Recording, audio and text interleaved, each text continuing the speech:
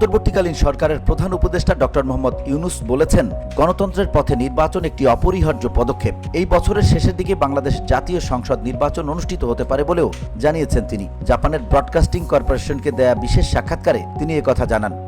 ধুলো, ময়লা ও ক্ষতিকর ধূলিকণা থেকে নিমিষেই মুক্তি দেয় চৌধুরী এয়ার পিউরিফায়ার।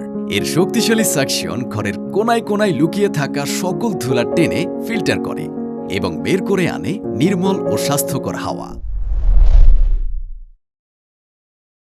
নির্বাচন অনুষ্ঠিত হওয়ার পর নতুন যে সরকার আসবে তাদের কাজ করার জন্য অত্যন্ত নিরাপদ এবং শক্তিশালী ভিত্তি থাকবে বলেও মনে করেন তিনি। ৫ আগস্ট পরবর্তী সময়ে যে পরিস্থিতিতে ডক্টর ইউনূস প্রধান উপদেষ্টার পদে বসেছিলেন সেই সময়ের কথা উল্লেখ করে তিনি বলেন, আমরা যখন এসেছিলাম তখনকার পরিস্থিতি বিবেচনা করে আমার মনে হয় আমরা অনেক দূরে গিয়েছি, কারণ এটা সম্পূর্ণ বিধ্বস্ত একটা সমাজ, বিধ্বস্ত অর্থনীতি, রাজনৈতিক ব্যবস্থা, বিচার ব্যবস্থা সবকিছুই বিধ্বস্ত ছিল।